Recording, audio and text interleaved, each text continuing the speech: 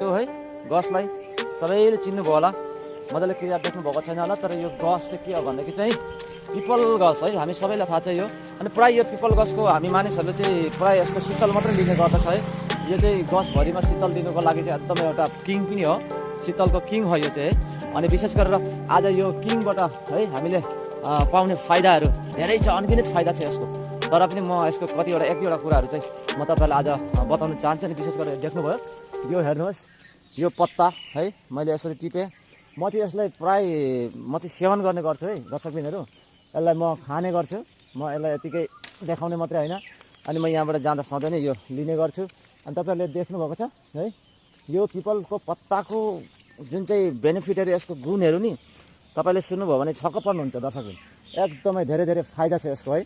अनि जुन चाहिँ अनि विशेष गरेर यो फ्रीको पत्ता हो, फ्रीको गछ हो, कुनै यसमा मूल्य चुकाउनु